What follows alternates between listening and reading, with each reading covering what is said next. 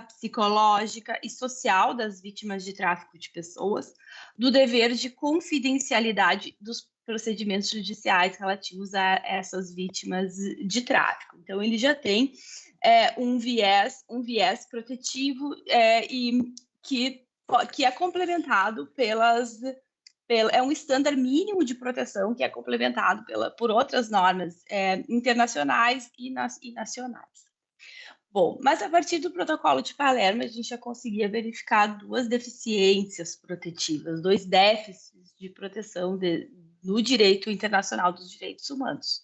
E um deles era em relação à autorização de residência das vítimas de tráfico de pessoas, porque o protocolo ele tinha uma proteção mais deficiente em relação à permanência dessas vítimas nos territórios em que elas haviam sido resgatadas. O protocolo falava muito de repatriação, de retorno ao país de origem, de um retorno seguro ao país de origem, e tinha uma deficiência em relação à autorização de residência.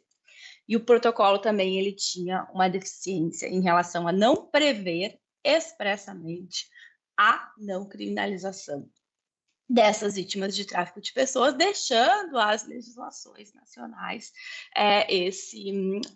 essa necessidade de prever.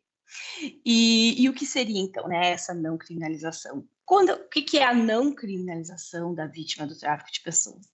É a não detenção dessa vítima. Então, por exemplo, e o que é a não detenção? Não precisa levar essa vítima para uma prisão criminal, mas, inclusive, por exemplo, aquela situação, a vítima foi resgatada, as vítimas foram resgatadas, aonde alocá-las? Então, fazer um acolhimento provisório e não simplesmente, por vezes, detê-las em algum local, ainda que coletivo. Então, é não detenção, a não submissão a inquéritos e investigações, é uma medida de não criminalização, a não submissão a processos judiciais, que processos criminais, que o processo pro criminal gera um estigma, ainda que haja uma ulterior sentença absolutória, e por fim a não condenação, né? Que a não condenação, a condenação ela já tem várias repercussões, inclusive para fins laborais, que a gente sabe que empregadores solicitam antecedentes criminais. Então essa é a não criminalização. A não criminalização ela tem um viés muito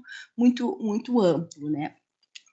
Mas então não havia essa previsão expressa da não criminalização no protocolo de Palermo, e também não havia a previsão expressa da autorização de residência. E o que o Brasil fez com isso, né?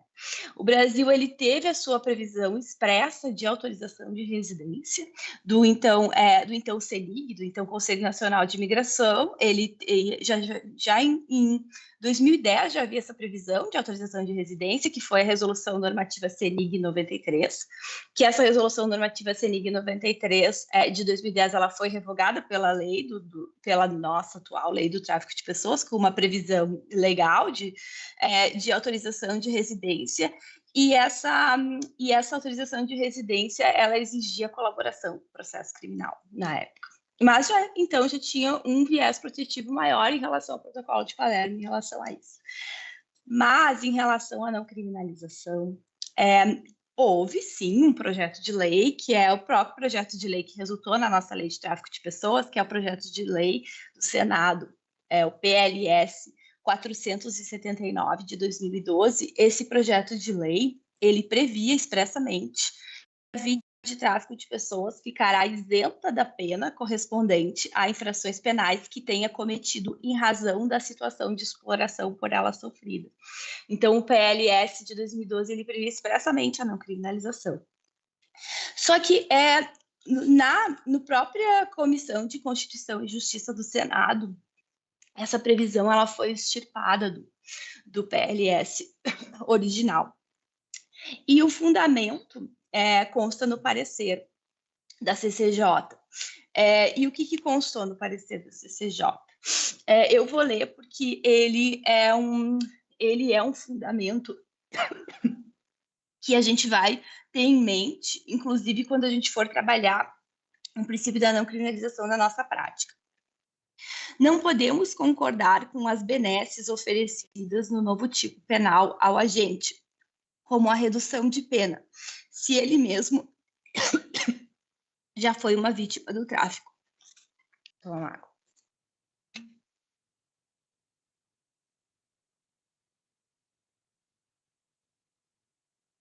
ou a isenção de pena para a vítima que comete crimes em razão da exploração. Tal imunidade não encontra precedentes em nosso ordenamento jurídico. Tal benesse, e essa parte é muito importante, pode ter o efeito contrário do desejado, ou seja, oferecer estímulos para que vítimas do tráfico cometam crimes para compensar financeiramente sua situação ou buscar minorar a exploração, inserindo-se no esquema criminoso. Então, é uma medida de política criminal que, na visão do legislador, ela poderia incentivar o cometimento de crimes por pessoas hipervulnerabilizadas em situação de tráfico. Então, essa é uma visão, é uma análise de política criminal que a gente faz para verificar por que não foi aprovada a isenção jurídico brasileiro na época. Isso lá de 2012 a 2016, que foi o período em que perdurou o trâmite da nossa atual lei de tráfico de pessoas brasileira. Então, a Lei 13.344 de 2006, ela foi aprovada sem essa previsão, mas ela já foi, como a gente sabe, na prática, um grande avanço para o tema do tráfico de pessoas no Brasil. Ela extirpou a ideia de que só mulheres e crianças são traficadas, traz a ideia do tráfico de pessoas e traz também uma previsão expressa de submissão a qualquer tipo de servidão.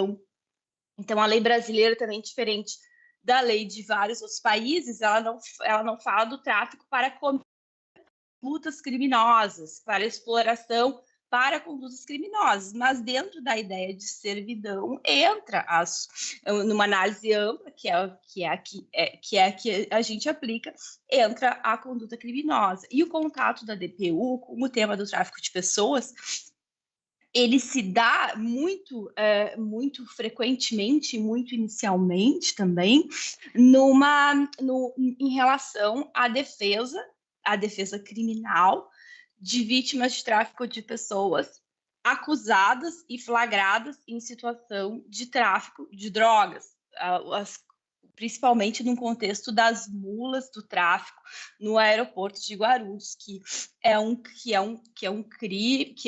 contexto que pauta toda uma estrutura da DPU voltada e toda a necessidade de uma posição institucional voltada àquela situação das mulas. E existe muita produção da DPU sobre isso. Um dos principais documentos e instrumentos de consulta de quem atua na defesa das mulas é até um estudo sobre mulas vítimas de tráfico de pessoas que foi feito pela própria DPU em parceria com a UNODC, com o CNJ, enfim, com o CNJ não, com o MJ, nesse caso dessa publicação, mas enfim, a DPU ela tem uma vasta atuação em parceria também com o Instituto Terra, Trabalho e Cidadania, que é uma ONG que historicamente tem publicações e atua em favor dessas mulas de tráfico que foram traficadas e entraram em situação que tem um histórico, muitas vezes, de tráfico de pessoas que antecede essa flagrância com drogas,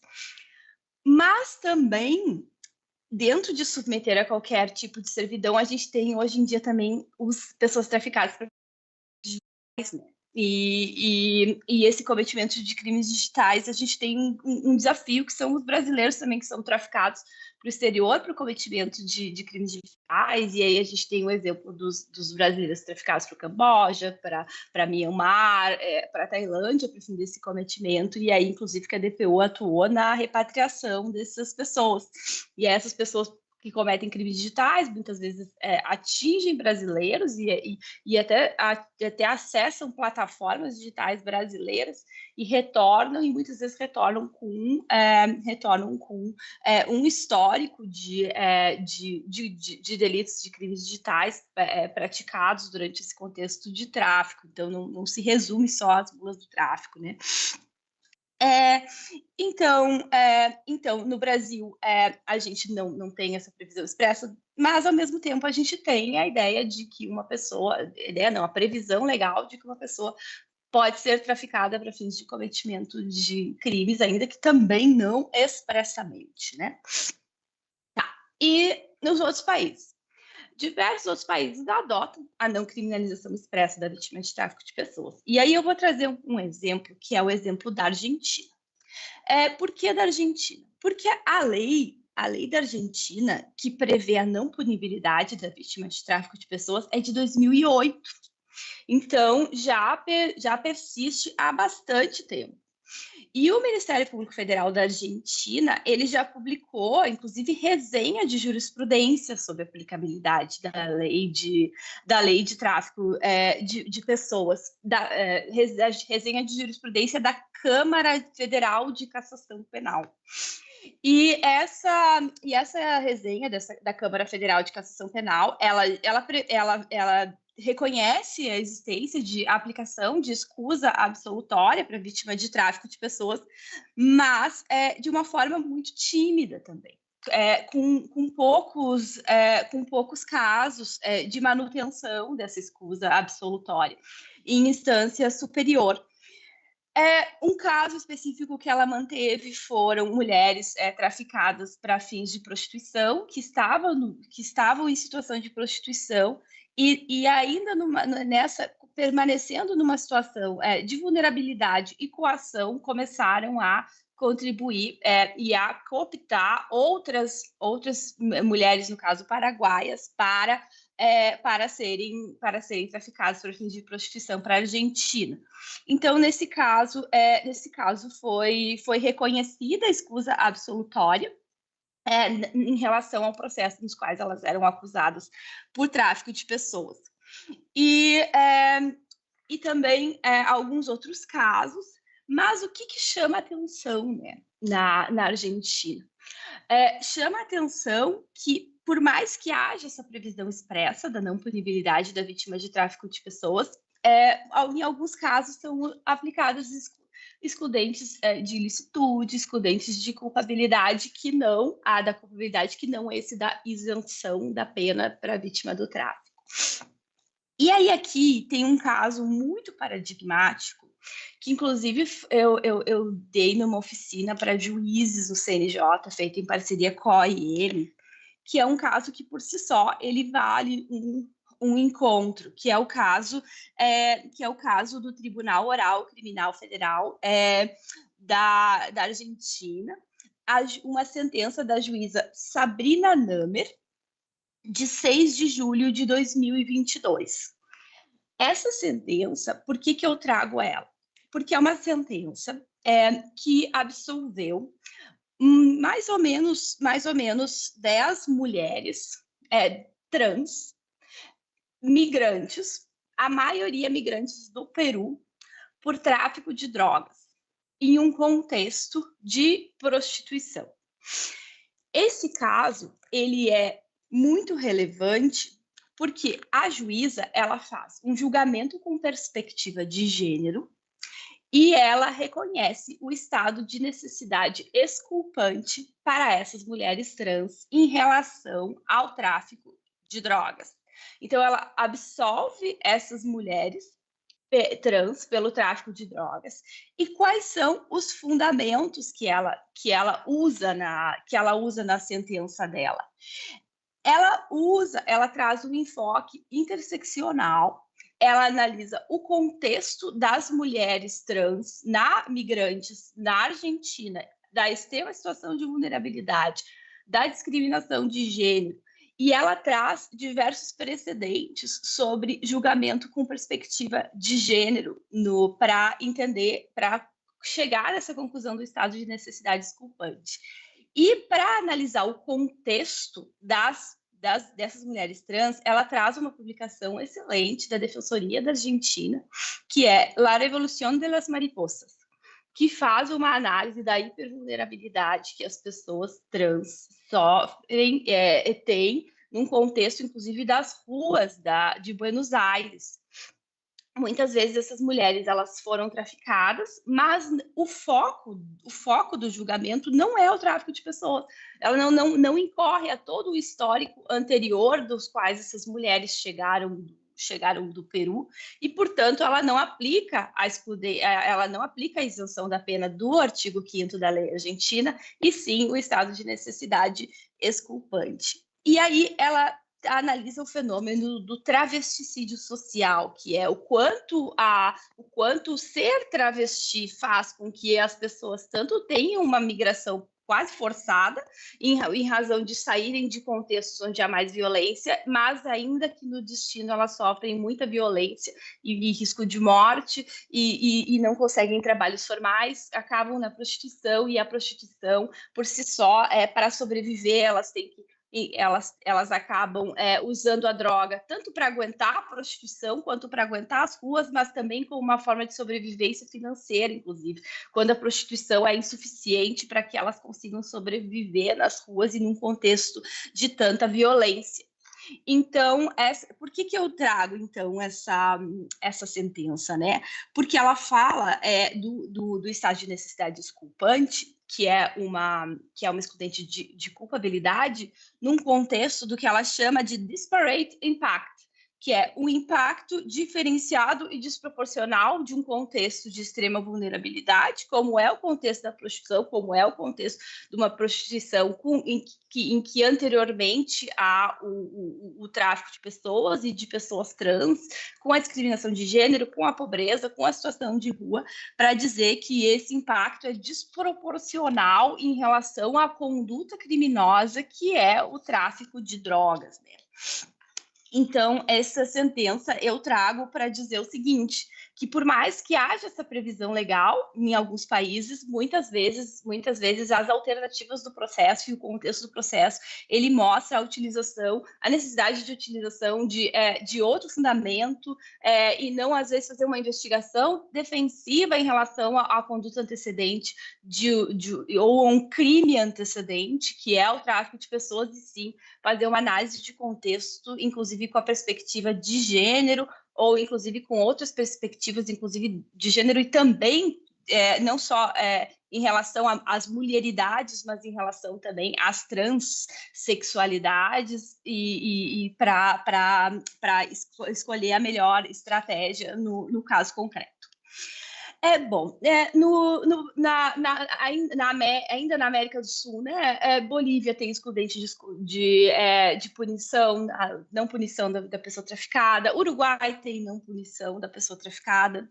Na Europa, o Convênio de Varsóvia prevê expressamente que os Estados partes devem prever a possibilidade de não impor sanções às vítimas por haver tomado parte em atividades ilícitas quando foram obrigadas, no contexto de tráfico de pessoas, a cometer essas atividades criminosas. A Diretiva 2011-36 do Parlamento Europeu também tem essa previsão. Por exemplo, países como a Espanha, eles têm essa previsão expressa também, da não punição. E aí aqui eu cito, por exemplo, o artigo 177 bis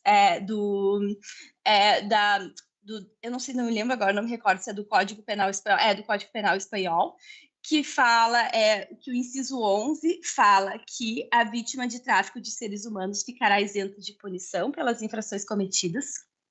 E, no entanto, essa aplicação do 177 bis, inciso 11, ela não é uma prática na Espanha. A gente tem duas sentenças. Uma sentença é a mais famosa, mas tem duas sentenças. Uma que isentou de pena uma nigeriana em contexto de tráfico de drogas, e a segunda sentença, que é a mais famosa de todas, porque ela foi reformada pelo Supremo Tribunal, em terceira instância ela foi reformada na Espanha. Então, essa sentença, houve uma absolvição de uma mula de tráfico que foi vítima de tráfico de pessoas, salvo engano, é uma colombiana, que tinha 4 filhos na Colômbia e estava em situação de extrema pobreza, foi para a Espanha, engoliu engoliu cocaína, foi flagrada com a cocaína no corpo, uma pessoa semi-analfabeta, com uma vulnerabilidade tanto econômica quanto um desconhecimento sequer, às vezes, de onde ela estava indo, enfim, uma situação bem típica de uma mula de tráfico, de uma mula de tráfico, vítima de tráfico de pessoas. Esse caso, ela foi absolvida em primeira instância, ela foi liberada, ela retornou para o país de origem, a sentença foi mantida em segunda instância e foi reformada. E essa sentença, ela foi reformada, e aí é a STS 960 de 2023, que foi um julgamento muito esperado. Foi feito toda uma litigância estratégica para conseguir levar esse caso para a terceira instância. Não foi uma ida aleatória, foi uma litigância estratégica. Havia muita expectativa de que essa sentença fosse mantida e, com isso, se firmasse um precedente no sentido de absolvição das mulas de tráfico, vítimas de tráfico de pessoas, e efetiva aplicação do 177 bis, inciso 11, mas não. Quando chegou em terceira instância, a conclusão foi de que não havia uma consequência direta entre a exploração e existia uma desproporção entre a situação da exploração e o fato criminoso. Então, levando em consideração, e aí eu faço um paralelo com o Brasil e com a retirada da nossa previsão lá na Comissão de Constituição e Justiça do Senado, no sentido de que decisões de política criminal e que vão afetar uma grande coletividade podem gerar esse receio de uma decisão que vá se converter, muitas vezes, na visão dos tribunais superiores e na visão do legislador, no sentido de um incentivo à exploração ainda maior de pessoas traficadas para fins de condutas e atividades criminosas. Bom, outros países também têm vários exemplos, tem o levantamento da UNODC, que inclusive traz legislações dos estados, partes dos Estados Unidos. Também é importante trazer também uma publicação da Associação dos Países do Sudeste Asiático, junto com a Austrália, que faz um levantamento da aplicação da isenção de pena e da não criminalização da vítima do tráfico de pessoas. É excelente esse levantamento. Então você vê que é uma questão mundial, uma questão global, né, essa que a gente está tratando aqui. E a gente pode trazer vários exemplos para ver como a gente vai fazer a nossa atuação e como a gente faz no cotidiano a nossa atuação aqui no Brasil. Bom, então eu concluo a minha parte fazendo tentando responder dois questionamentos. Se no Brasil, a despeito de não constar expressamente da lei de enfrentamento ao tráfico de pessoas, pode-se afirmar a vigência do princípio da não criminalização da vítima, e se sim, como ele se aplica na prática, né?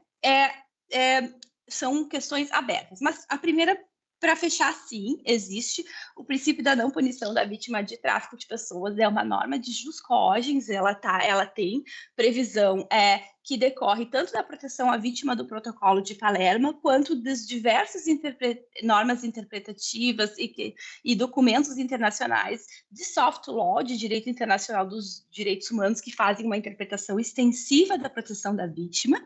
E aí, um exemplo especificamente nos princípios e diretrizes recomendados sobre direitos humanos e tráfico de pessoas, publicado pelo Escritório do Alto Comissariado das Nações Unidas de Direitos Humanos, em 2012. O princípio 7, ele afirma expressamente que as pessoas traficadas não devem ser detidas, acusadas ou processadas pela sua ilegalidade ou entrada ou residência em países de trânsito em destino, não podem ser processadas pelo envolvimento em atividades ilícitas, na medida em que tal envolvimento seja consequência direta de sua situação como pessoas traficadas. Então, a resposta é positiva. O princípio da não criminalização, ele é uma norma, sim, de direito internacional dos direitos humanos, auto-aplicável no Brasil. A diretriz 4.5 desse documento também traz essa previsão. E essa previsão ela é trazida no 4º Plano Nacional do Enfrentamento ao Tráfico de Pessoas, inclusive de forma expressa. Esse 4º Plano Nacional, ali na página 17 do 4º Plano, ele traz expressamente o princípio da não criminalização das vítimas, já conceitua, inclusive fazendo referência a esses documentos que eu trouxe anteriormente. E no eixo 5 do 4º Plano, uma ação prioritária muito acertada é disseminar o princípio da não criminalização das vítimas e favorecer o seu acolhimento durante o processo judicial. E aí disseminar o princípio da não criminalização, sensibilizando os atores processuais e todos os atores desse fluxo da nossa dentro dessa rede que a gente trabalha tanto em rede em relação ao enfrentamento do tráfico de pessoas. E aí vai em relação desde de polícia federal, do Poder Judiciário, Ministério Público, todo o sistema de justiça, defensorias, enfim, todo Ministério Público do Trabalho, auditores fiscais do trabalho, enfim, toda essa rede consolidada, né, que a Ana, nossa colega, compõe e frequenta há tantos anos pela DPU, assim como diversos colegas, né? Tá, então, como aplica na prática? Na prática, colocar um tópico, defensor criminal, né? Colocar um tópico no processo, isenção da pena para vítima de tráfico de pessoas não funciona, né? A gente sabe que não funciona, tanto é que a gente, se funcionasse, a gente teria uma ampla jurisprudência favorável ao que a gente está dialogando aqui. Então, primeiro eu vou falar no processo, e depois, se sobrar um tempinho, a gente fala lá no início, lá quando a gente faz as ações, né? Como as ações que lá antes do processo. Bom, no processo, uma escuta qualificada da vítima, no caso da pessoa acusada, uma escuta qualificada para verificar esse contexto anterior é muito necessário. Então, falar um pouquinho antes do interrogatório, por vezes, vai gerar uma reprodução, como se fossem todos os casos semelhantes. A investigação defensiva é altamente recomendável. Mas a gente não consegue fazer investigação defensiva, a investigação defensiva é um tabu. Coleta de provas, evidências de documentação, muitas vezes de que a passagem não foi comprada pela pessoa, que a passagem foi comprada por outra pessoa. Às vezes até mensagem para o familiar dizendo que a pessoa está indo para um caso que é citado no relatório da DPU, que a pessoa não sabia que a França ficava na Europa. Então, eu estou indo para a França. Não, mas eu não ia para a Europa. Então esse tipo de prova, de diálogos com familiares, algumas situações serem levadas para o processo são muito relevantes. Obviamente, prova de hipervulnerabilidade, prova de que muitas vezes a pessoa tem alguma situação que gere algum estado de necessidade que não está no processo, e às vezes é uma doença de uma criança, uma doença de um filho pequeno. Muitas vezes a gente vai olhar para a situação da pessoa, a pessoa tem 4, 5 filhos, um filho que tem câncer, que precisava custear um tratamento muito caro, e aí acabou gerando essa situação que vai além de uma necessidade econômica, mas muitas vezes uma necessidade de sobrevivência mesmo, de algum familiar, algum filho ou um familiar muito próximo, enfim. Então é necessário, e quanto antes no processo, melhor, né? Então, quanto antes, no sentido de que a ausência de uma autoria e materialidade, que vai gerar um arquivamento, melhor. E aí, quer ver o exemplo? O defensor participou lá de um resgate. de trabalho escravo, e tinha documento falso no local. As pessoas eram vítimas, não precisa investigar a titularidade daquele documento falso. Então, uma ausência, nesse caso, de autoria em relação às vítimas, arquivamento. Ou então, já reconhecer de plano uma causa de arquivamento do inquérito, melhor opção. Depois de alguma situação que de uma transação penal também já melhor ainda, porque não é oferecida a denúncia.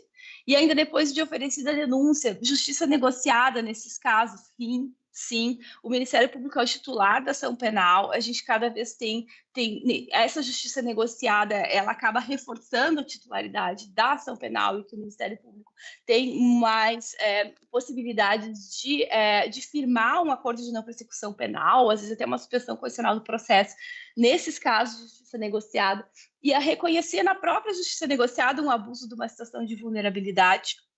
Então, a questão sempre antes, né? E nunca pensando numa litigância estratégica em tribunais. Isso é a última alternativa, e ainda escolhendo algum caso muito diferenciado. E, por último, também em alguma sentença em audiência, né? Uma sentença em audiência que se verificou o abuso da situação de vulnerabilidade daquela réu ou daquele réu, possível vítima de tráfico de pessoas ali na audiência, né? Que o Ministério Público não vai recorrer, também é muito relevante que se tenha essas estratégias. E também estou aberta a dialogar outras, e também a uma análise de algum caso específico para alguma litigância estratégica em tribunais, que atualmente estou atuando em segunda instância, analisar com cautela e com participação social e com outros atores e parcerias. Também a gente está disposta e agora ansiosa para ouvir a nossa segunda convidada, né, que tem um papel muito relevante nesse tema, e me coloco à disposição ao final para responder eventuais questionamentos. Doutora Ana, muito obrigada pela sua exposição. É sempre tão didática, né? Então, assim, foi muito importante trazer o tema desde o contexto histórico, né? Passando aí por uma análise de como esse princípio da não criminalização da vítima é tratado em alguns outros países, né? E o quanto a gente ainda precisa avançar. E não só no Brasil, como também a discussão né, dessa questão no âmbito internacional.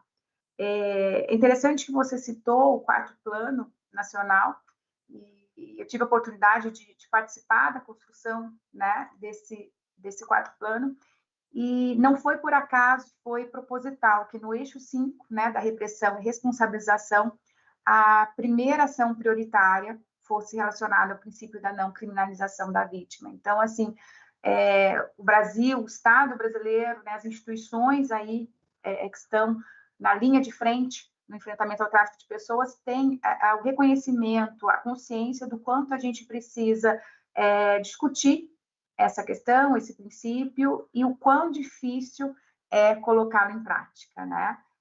Só no caso a caso que a gente consegue identificar, né, a circunstância, o contexto da vítima, e ainda assim há um desafio absurdo de conseguir materializar isso no processo, de conseguir demonstrar que realmente se trata de uma vítima e que aquela pessoa não integra aquela organização criminosa e não deveria, então, ser responsabilizada contra os demais.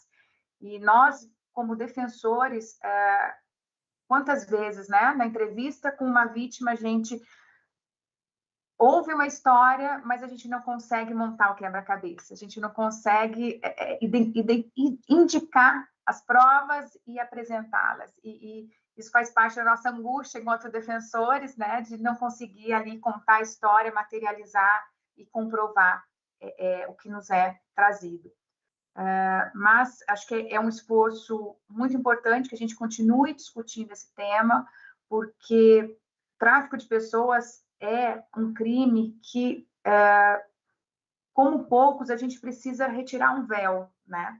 dos nossos olhos, se a gente não tem um olhar atento, se a gente não conhece profundamente o tema, a gente não consegue encaminhar um caso, encaminhar uma vítima, e a gente vai vendo que muitos obstáculos vão surgindo ao longo do caminho, né, quando a gente não consegue trabalhar exatamente, né, com a profundidade, com a técnica necessária cada caso. Mas queria agradecer, dizer, né, para todas as pessoas que nos acompanham que a gente vai separar um espaço no final para apresentação de perguntas, para exposições. Eu acho que é muito importante a gente salientar que esse momento, né, o ciclo de encontros, ele foi idealizado, e até a palavra encontro, né, como algo informal, que a gente consegue discutir um tema relevante em torno do tráfico de pessoas, trazendo sempre expositores muito competentes para tratar do assunto, mas deixando todo mundo muito à vontade para trazer uma fala, um esclarecimento, uma consideração e trazer perguntas. Então, ao final, a gente abre esse espaço, né, para quem quiser aí participar. Bom, vou passar para a nossa segunda convidada, nossa ilustre doutora Stella Scampini. Deixa eu buscar aqui um mini currículo. Doutora Stella Fátima Scampini é Procuradora Regional da República, secretária de Coordenação Internacional Adjunta do Gabinete do Procurador-Geral da República e coordenadora da Unidade Nacional de Enfrentamento ao Tráfico Internacional de Pessoas e ao Contrabando de Imigrantes do Ministério Público Federal. É especialista em tráfico de pessoas, tema sobre o qual atua ativamente em processos legais, campanhas e conferências nacionais e internacionais, e também exerce papel importante na orientação pedagógica e na cooperação internacional para o combate a esse crime. Doutora Stella, muito obrigada por aceitar o nosso convite, é uma honra tê-la conosco nessa manhã, e sem mais delongas, passo a palavra para você. Muito obrigada, Ana Cláudia Tirelli. Parabéns, Ana Luísa, pela sua exposição. E vou tentar trazer aqui, bom dia a todas e todos aí que nos acompanham. Eu vou tentar trazer aqui alguns pontos, a reflexão, inclusive para aclarar e para mostrar um pouco de como nós estamos enfrentando essa temática no âmbito do Ministério Público Federal. Vejo aqui um caminho uníssono, no mesmo sentido, mas assim, eu quero trazer aqui alguns pontos para a nossa reflexão. O princípio eu acho que a gente tem que deixar muito, muito claro a diferença entre o princípio da não punição para o princípio da não criminalização, né? Que são duas coisas distintas. O princípio da não punição das vítimas de tráfico de pessoas ela é uma norma expressa no espaço europeu, ou seja, é uma regra positiva de não punição às vítimas de tráfico de pessoas, né? Como bem falou Ana Luísa, o artigo 26 da Convenção do Conselho da Europa sobre combate ao tráfico de seres humanos, que é de 2005, determina que os Estados prevejam a possibilidade de não imposição de sanção às vítimas por atividades ilícitas que tenham sido obrigadas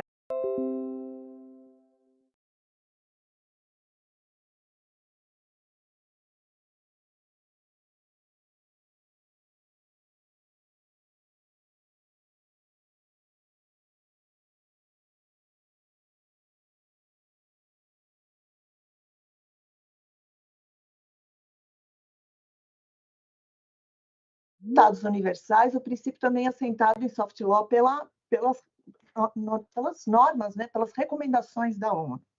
Na realidade, está previsto, e como falou também Ana Luísa, que as pessoas traficadas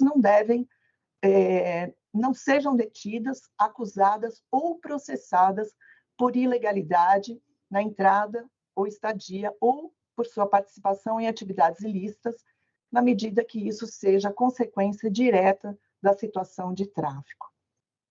Assim, como não temos a previsão normativa do princípio da não punição no nosso ordenamento jurídico, cabe a nós, operadores do direito, baseando-se nesses fundamentos internacionais, principalmente nas diretrizes e recomendações da ONU e da Corte Interamericana de Direitos Humanos, adotá-los como parâmetro interpretativo. na orientação no uso dos institutos brasileiros que já existem, né? Que são a excludente de culpabilidade, que seria a coação moral irresistível, inexigibilidade de conduta adversa, erro de proibição inevitável, ou como excludente de ilicitude, né? No caso, o estado de necessidade. E aí também, de acordo com o que a Ana Luísa mencionou há pouco, também podemos configurar como uma causa de diminuição de pena, né? Ou servir de critérios na dosimetria penal, ou também como constar como solução de política criminal em acordo de não persecução penal, né? Nesse âmbito mais negocial, aqui temos viabilidade através do ANPP. Assim, que a gente sugere, isso é muito bem trazido pela colega Denise Abad, que faz uma reflexão sobre isso bem, bem profunda, e ela fala que a gente recomenda, então, a utilização justamente não do princípio da não punição, mas do princípio da não criminalização, que é justamente esse princípio que veio, que é aqui o âmbito do debate hoje centrado. Então, vale observar que a Corte Interamericana de Direitos Humanos, ela nunca utilizou expressamente a expressão de princípio da não punição, tá? Na jurisprudência da Corte ainda não há nenhum caso até agora que utilize expressamente o princípio de não punição, mas há precedentes em que a Corte entende que o Estado não deve responsabilizar penalmente uma pessoa por uma conduta quando essa conduta decorre de uma situação de violação grave aos direitos humanos criada ou tolerada pelo próprio Estado. Juridicamente, eu acho que a gente pode invocar diretamente a Convenção Americana de Direitos Humanos ou jurisprudência da Corte Interamericana de Direitos Humanos como um parâmetro obrigatório, enquanto o instrumento europeu, que fala do non-punishment, da não punibilidade, só serviria como uma referência comparativa, né? Então, a Convenção Americana de Direitos Humanos e outros tratados globais de direitos humanos ratificados pelo Brasil, esses sim têm status supralegal, né, se aprovados pelo rito constitucional, e devem orientar a interpretação das leis internas. E aí, as excludentes de ilicitude, de culpabilidade, causas de não persecução já previstas no Código Penal e no Código de Processo Penal podem ser lidas à luz desses parâmetros interamericanos e universais como parâmetros interpretativos. Além disso, temos como coação irresistível, inexigibilidade de conduta adversa, estado de necessidade, como já falei agora, uma familiaridade conceitual. É muito diferente nós apresentarmos para o judiciário algo diferente, previsto em outro país, não ratificado pelo Brasil, de alguma coisa que já está no nosso âmbito, mas com uma interpretação como direito comparado, né? Quando se demonstra que a lógica do non-punishment, que é o princípio da não punição, já se encontra implícita nas garantias constitucionais, nos tratados que o Brasil ratificou e na jurisprudência, o argumento ele se torna mais próximo, né, e mais defensável em juízo, pelos defensores, pelos procuradores e por todos os atores do sistema de justiça. Eu acho que os operadores do sistema de justiça eles tendem a reagir melhor a fundamentos que tenham base no bloco da constitucionalidade brasileira, né, e que estejam respaldados na jurisprudência obrigatória. Enfim, nesse âmbito e nessa discussão, o Ministério Público voltado, preocupado também com esse tema e também participamos aí juntas, Ana Cláudia e eu, da construção desse quarto plano, no âmbito ali do Ministério da Justiça e Segurança Pública,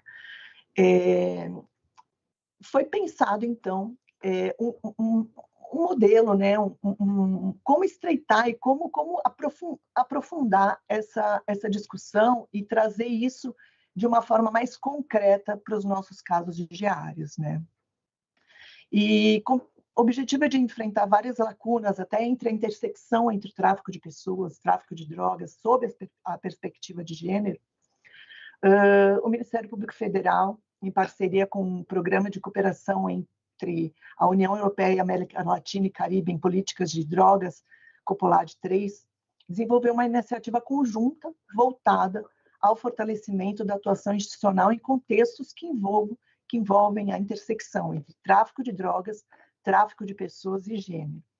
E, como parte dessa ação, uma consultoria técnica foi contratada e para apoiar a produção de três produtos, basicamente. Um diagnóstico nacional sobre a intersecção entre tráfico de drogas, tráfico de pessoas e gênero, um guia de atuação articulada para identificação precoce de casos de tráfico de pessoas no contexto de transporte de drogas em aeroportos, e uma diretriz, uma orientação, no sentido de diretriz internacional de não responsabilização penal de vítimas de tráfico de pessoas. Além disso, foram realizadas 2 oficinas técnicas, uma virtual e uma presencial, com participação de membros do Ministério Público Federal e de outros atores estratégicos, dentre eles representantes da Defensoria Pública da União e da Polícia Federal. Em relação ao diagnóstico nacional, todos esses produtos eles estão já numa fase bem avançada, quase final de elaboração, e vou trazer aqui, tentar fazer um resumo do que foi pensado em cada um e de que forma isso foi tratado, né? O diagnóstico nacional ele tem como objetivo geral consolidar os achados obtidos ao longo do processo, né? Analisar os vínculos entre o tráfico de drogas, tráfico de pessoas, a partir de uma perspectiva de gênero, e propor recomendações institucionais que favoreçam a prevenção e a identificação precoce de vítimas de tráfico de pessoas no tráfico de drogas, né? Então, ele busca sistematizar dados qualitativos e quantitativos sobre o uso de pessoas em situação de vulnerabilidade em atividades ligadas ao tráfico de drogas sob condições de exploração. E, diante da invisibilidade que o tema ainda apresenta, ele também se dedica em analisar os desafios jurídicos, investigativos e institucionais na identificação dos casos de tráfico de pessoas ocultos sob acusações de tráfico de drogas. A partir de uma perspectiva de gênero, ele também se propõe a examinar o papel das organizações criminosas na instrumentalização da vulnerabilidade, na exploração transnacional de vítimas, e a discutir o impacto do encarceramento feminino, considerando os padrões de seletividade penal que afetam desproporcionalmente determinados grupos sociais. Houve uma coleta de dados por meio de entrevistas semi-estruturadas com 15 profissionais com experiência direta em casos relacionados ao tráfico de drogas e ao tráfico de pessoas. Então, foram entrevistados 12 representantes do Ministério Público Federal, um defensor público federal, um policial federal e uma representante do Ministério da Justiça. Os membros do MPF eles foram selecionados com base na sua atuação em áreas estratégicas, como o Aeroporto Internacional de Guarulhos, fronteira Brasil com Bolívia e Paraguai, região amazônica, e por terem participado de processos investigativos envolvendo elementos de vulnerabilidade e de tráfico transnacional. Essas entrevistas elas buscaram compreender a percepção dos profissionais sobre a existência de vínculo entre tráfico de drogas e tráfico de pessoas, as dificuldades enfrentadas na identificação das vítimas e os caminhos institucionais possíveis, né, para fortalecimento de uma abordagem baseada em uma perspectiva de gênero e direitos humanos. Além das entrevistadas, também foram analisados documentos, normas jurídicas, relatórios de organizações da sociedade civil e dados, disponibilizados por instituições como o Ministério da Justiça, Sistema de Justiça Federal e DEPEN, né, o Departamento Penitenciário Nacional. Foram, então, realizadas as oficinas técnicas, como eu já disse. A primeira oficina teve um formato virtual, reuniu apenas membros do Ministério Público Federal entrevistados para discutir e validar coletivamente os conteúdos produzidos. E já a segunda oficina, que teve um formato presencial, inclusive a Ana Cláudia Teixeira estava presente, ela juntou não apenas membros do Ministério Público Federal, que já tinham sido entrevistados, mas também outros atores estratégicos, né, como representantes da Polícia Federal, da Defensoria Pública da União e dos Ministérios Públicos de outros países, como da Argentina e da Espanha. Em ambos os casos, essas oficinas elas constituíram um espaço de escuta, de debate técnico, de construção conjunta, permitindo aos participantes refletirem, né, sobre os padrões institucionais, compartilhar experiências concretas e propor ajustes e recomendações aos documentos elaborados no âmbito dessa consultoria.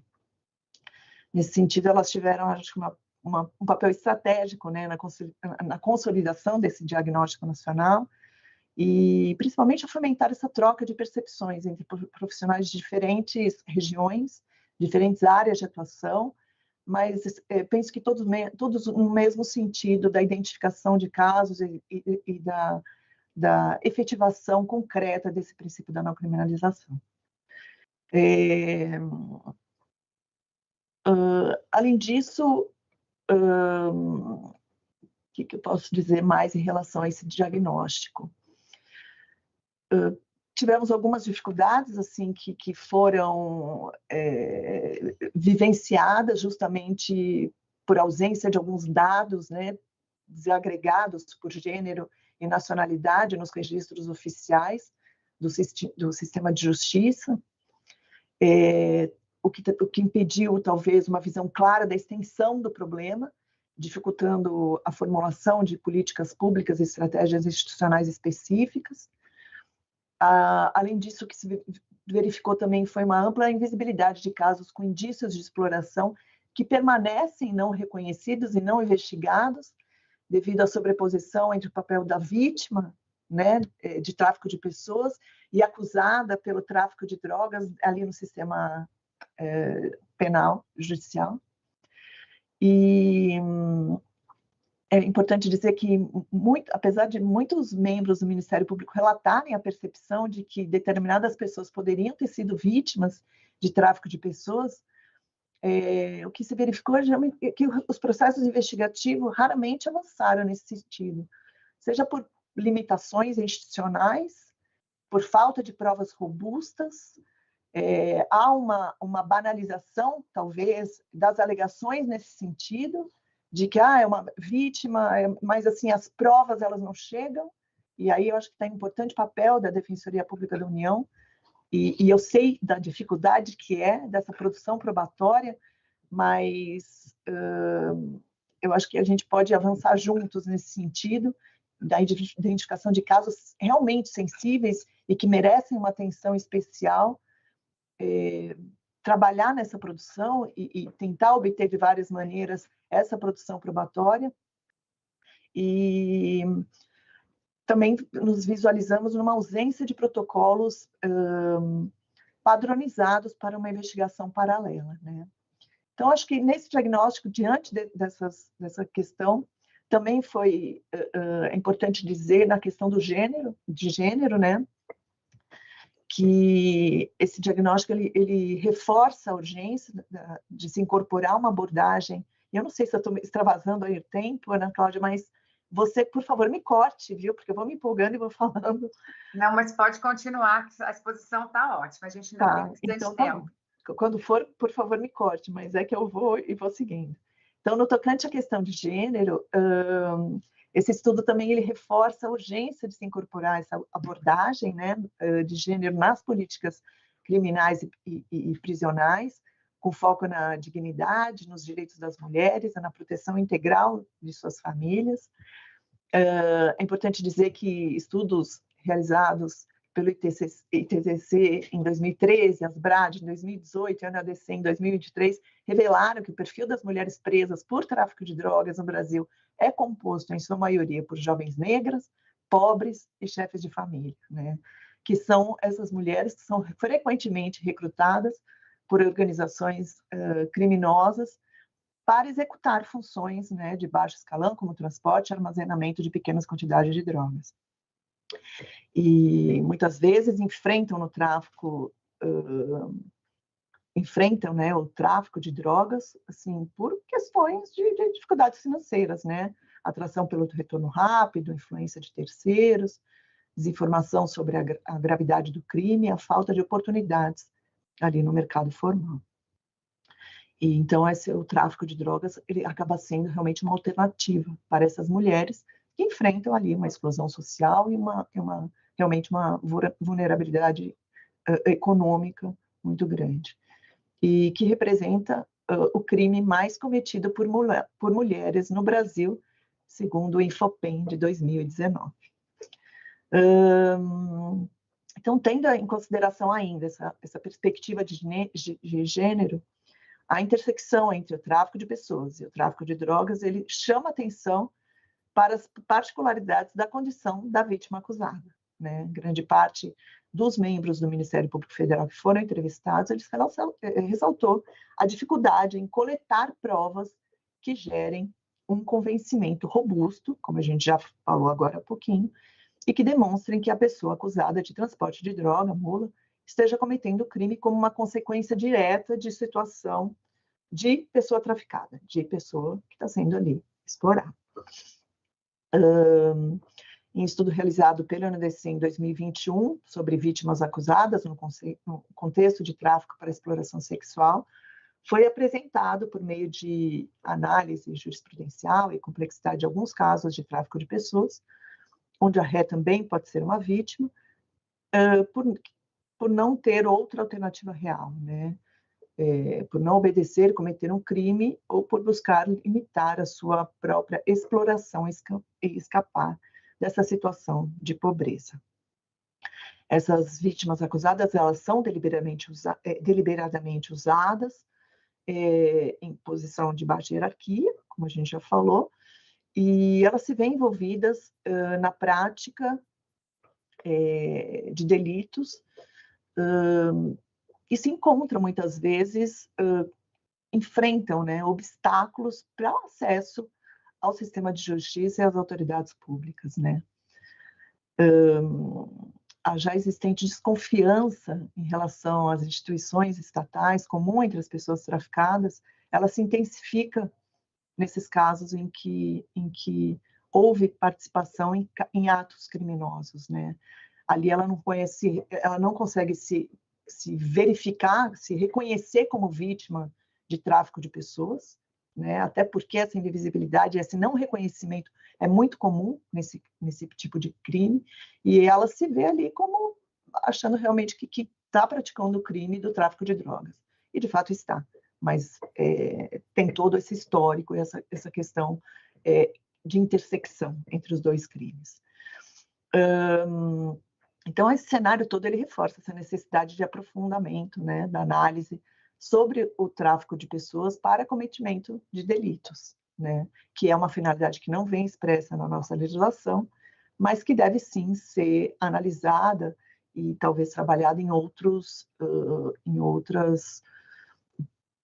utilizando os modos que a gente tem, seja na servidão, seja encaixando-se ali no tráfico para fins de exploração laboral, enfim, a gente tem algumas alternativas que poderiam, em princípio, tentar se adequar, né? Ali na esfera do rol taxativo que nós temos na lei. Há de se destacar também o habeas corpus coletivo, né, o 143.641, em que o Supremo Tribunal Federal reconheceu o direito à substituição da prisão cautelar por prisão domiciliar para mulheres, gestantes, puérperas ou com filhos de até 12 anos de idade sob sua responsabilidade. É um marco importante, não apenas jurídico, mas simbólico, né, pois desloca o olhar do judiciário do delito isolado para condições sociais, raciais e de gênero. Mas, por outro lado, né, e aí aproveitando, talvez, voltando aí naquela preocupação que a Ana Luísa nos trouxe, quando falou do parecer da Comissão de Constituição e Justiça, que estipou o princípio da não punição, né, que vinha ali, que estava previsto expressamente, e ali afastou no parecer, por entender que poderia gerar um estímulo das vítimas, né, para cometimento de crimes. É importante dizer que as organizações criminosas, elas demonstram, né, uma atuação estratégica às mudanças jurisprudenciais, legais, e elas se adaptam rapidamente às brechas do sistema de justiça, né? E após essa decisão do Supremo Tribunal Federal, no habeas corpus, no 43641, os membros do Ministério Público Federal entrevistados observaram um aumento no aliciamento direcionado a esse perfil de mulheres, né? A percepção de que mulheres grávidas ou com filhos podem obter esse tratamento judicial mais brando passou a ser explorada, então, pelas redes de tráfico como fator de recrutamento. Essa instrumentalização da maternidade, da condição de vulnerabilidade, reforça, né, a urgência de uma atuação acusatória e judicial que seja, ao mesmo tempo, sensível ao contexto e capaz de identificar as dinâmicas da exploração, evitando que a responsabilização penal recaia exclusivamente sobre as mulheres, enquanto os reais articuladores da rede permanecem impunes, né? Bom, isso foi tudo, assim, e de uma forma muito pincelada, muito abrangente, porque foi um diagnóstico muito bem elaborado, né, sob a consultoria do projeto Copolade, e a consultora foi a Sávia Cordeiro, que desenvolveu um trabalho formidável. Foi também elaborado um guia, né, um guia de atuação articulada para a identificação precoce de casos de tráfico de pessoas no contexto de transporte de drogas em aeroportos. Esse guia ele foi elaborado com o propósito de consolidar o sistema de práticas institucionais que já vinham sendo desenvolvidos pelos membros do Ministério Público Federal no enfrentamento à intersecção entre o tráfico de pessoas e o tráfico de drogas, especialmente no contexto aeroportuário. E, a partir de entrevistas e da análise de legislações e normativas internacionais, buscou-se construir um roteiro de ação, né, fundamentado em práticas já aplicadas no cotidiano forense, valorizando a experiência desses atores que atuam na linha de frente. Então, ele apresenta algumas sugestões de atuação um pouco mais progressistas, né, voltadas à ampliação do reconhecimento de direitos e ao fortalecimento das garantias legais das vítimas. Ao estruturar diretrizes para a identificação precoce, produção de provas qualificadas, estratégias acusatórias diferenciadas e atuação interinstitucional, esse guia ele visa aprimorar a capacidade do Ministério Público Federal de distinguir, com base nos elementos técnicos, situações que a pessoa presa pode ser, na verdade, seria uma vítima de tráfico de pessoas, né? E também busca valorizar o diálogo entre os órgãos, como a Defensoria Pública da União e a Polícia Federal, bem como as redes de cooperação internacional, como o REDITRAN, a RFI, que é a de drogas, a Rede Interamericana de Drogas, reconhecendo a importância da articulação multinível entre enfrentamento de crimes transnacionais e complexos que enfrentamos. Só vou fazer uma parte muito rápida sobre essas redes, tá? O Ministério Público Federal integra, são redes criadas pela Associação Ibero-Americana de Ministérios Públicos, tá? Então, nós temos ali 3 redes envolvidas nesse projeto, que são a REDITRAN, que é a rede de membros dos Ministérios Públicos especializados no enfrentamento ao tráfico de pessoas e contrabando de imigrantes, a RFI, que é a antidrogas, e a rede de gênero, tá? Então, são redes, a Associação Ibero-Americana, ela é composta por 22 países, e nessa rede, eu estou como ponto focal, junto com o colega Gustavo Nogami, da REDITRAN, já há vários anos, e nessa rede nós trocamos informações, atuamos em cooperação direta, e também desenvolvemos estudos, grupos de trabalho. Então, esse projeto, ele vem fruto dessa comunhão e dessa intersecção entre redes, tá? E com base nisso, vendo a necessidade em vários países, então foi feito um projeto regional ibero-americano, que foi o projeto Mãe, envolvendo esses 3 temas, e a partir disso foi internalizado para 3 países como projeto piloto essa aterrissagem nacional, que a gente diz, que é justamente esse fruto que nós estamos trabalhando hoje, esse projeto dessa intersecção entre os 3 temas que estamos trabalhando no Brasil. Então, esse projeto piloto está sendo desenvolvido no Brasil, na Argentina e no Paraguai. E ele procura, e aí, voltando agora a esse guia, na realidade, ele procura promover o reconhecimento e o fortalecimento de boas práticas já existentes, oferecendo um instrumento acessível e realista para que os membros do MPF possam atuar com maior segurança, sensibilidade e compromisso com os direitos humanos. Então, ao fazer isso, ele reafirma o papel do MPF não apenas como órgão de persecução penal, que é titular da ação penal, mas como agente de justiça social, né? E de promoção de respostas que sejam, ao mesmo tempo, eficazes e justas. Então, assim, esse guia, ele traz algumas diretrizes, né? E que eu vou mencionar aqui muito rapidamente, porque eu já sei que meu tempo está quase que estourado aqui.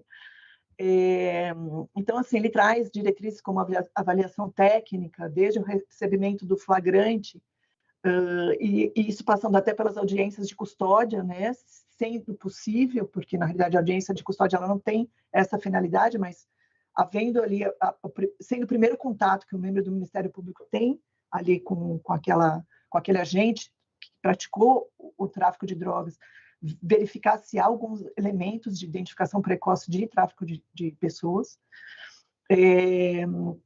Então, nessa audiência de custódia ainda, se possível, e se dado margem a isso, de repente proceder a essa escuta da pessoa presa como identificadora desses indícios, né, de tráfico de pessoas, valorizar esse depoimento da vítima acusada, assim, como um ponto de partida legítimo para uma investigação, e aí, a partir daí, instaurar, se for o caso, um procedimento para apuração de tráfico de pessoas.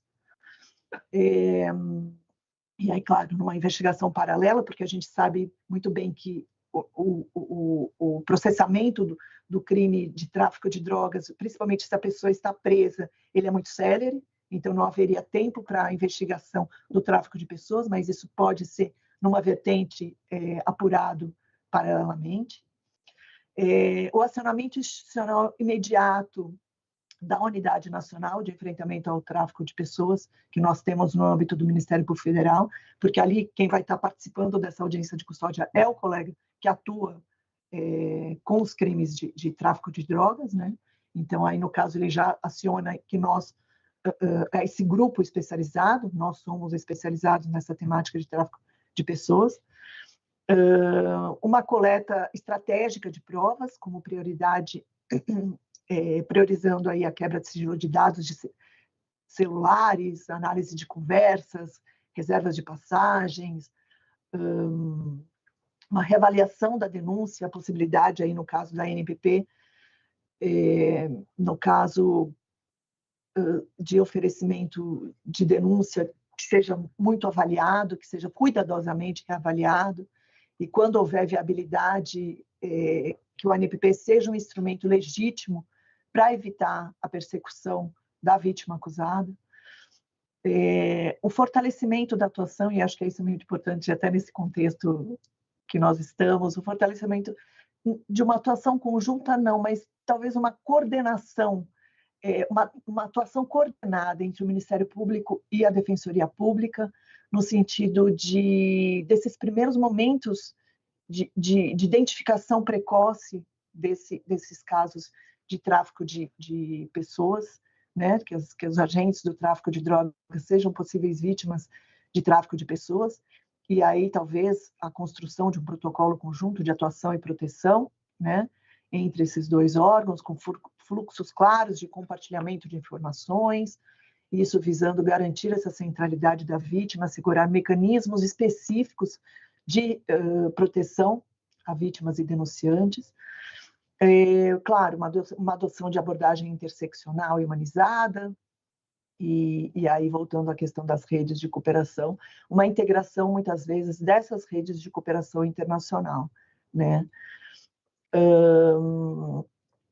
Também foi como um terceiro produto desse projeto, foi elaborada uma diretriz internacional de não responsabilização penal das vítimas de tráfico de pessoas. E aí, nesse sentido, foi criada, foi feita, né, nesse projeto, uma sugestão de orientação à nossa segunda Câmara de Coordenação e Revisão,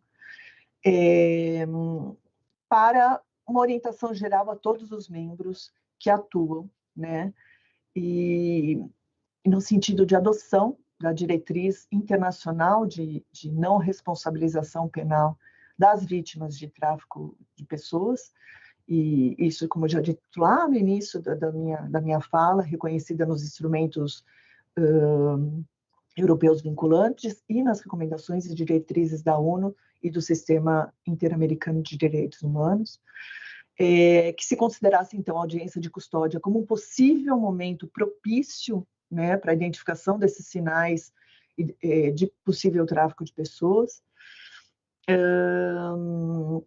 Que mais?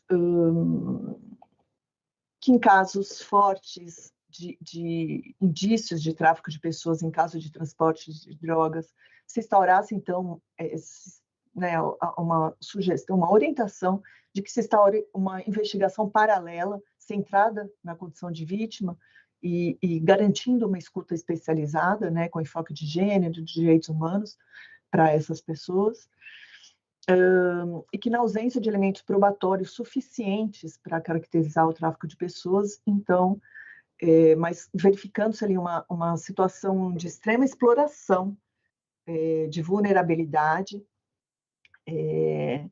que se avalie, né, a utilização de mecanismos jurídicos como o tráfico privilegiado, né, previsto no artigo 33, parágrafo 4 da Lei 11.343 de 2006 e do Acordo de Não Persecução Penal. Bom, eu acho que sucintamente, nem tão sucintamente, esses foram os produtos que foram que nós estamos produzindo nesse projeto, que já está em fase final, está em fase de revisão final, e que mostra aí, né, justamente como eu falei há pouco, assim, e que nesse sentido quer ser visto e precisa qualquer diálogo, e espero aí ter fortalecido esse debate sobre essa temática. Obrigada. Obrigada, doutora Estela. É muito importante trazer esse viés da prática, né, de como as coisas têm acontecido, e nesse ponto também queria parabenizar, aproveitar a oportunidade para parabenizar, eu acho que nesse um ano, né, de UNTC, que você coordena, essa unidade nacional aí com procuradores especializados em tráfico de pessoas, o quanto a gente tem avançado nas discussões. Eu participei recentemente de uma oficina temática, né, no MPF em Brasília, e tive a oportunidade de ver, assim, muitos procuradores interessados em se aprofundar no tema, em conversar com a defensoria, e vamos pensar em conjunto. E como é importante quando a gente está alinhado, né, nós estamos falando a mesma língua. Eu acho que isso é muito importante, temos a mesma visão sobre o mesmo assunto, e, claro, com os desafios que são imensos aí, né, em torno do tráfico de pessoas, que passa primeiramente pela própria vítima, muitas vezes não se identificar como tal, né? Então, quando a própria vítima não se reconhece como vítima, como ela e não só isso, né, o quanto ela nos chega amedrontada, temendo pela sua vida, pela sua segurança, e acaba sendo, então, tendo a sua defesa sendo promovida pela própria organização criminosa, o que dificulta demais, né, a condução dos trabalhos, porque ela fica refém da organização, que claramente, né, não vai identificá-la como vítima e promover a defesa adequada a ela. Antes de passar a pergunta, né, das pessoas que estão nos acompanhando, bom, primeiro, para quem chegou um pouquinho atrasado, esse bate-papo, esse encontro fica gravado no site, no YouTube, né, no canal oficial da DPU no YouTube. Então, quem não pegou o iniciozinho aí da nossa edição pode correr lá e acompanhar a íntegra.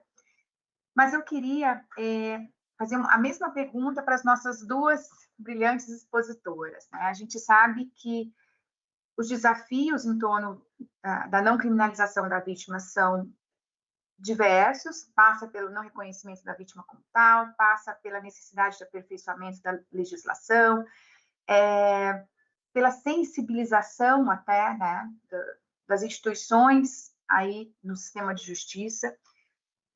Dentro de toda essa complexidade, que cada uma de vocês se identifica como o maior desafio atualmente para que a gente consiga assegurar a não criminalização da vítima no Brasil?